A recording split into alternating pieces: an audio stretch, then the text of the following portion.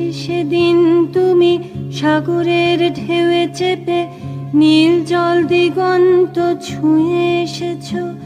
আমি শুনেছি সেদিন তুমি নোনা বালি তীর ধরে বহুদূর বহুদূর হেঁটে এসেছো।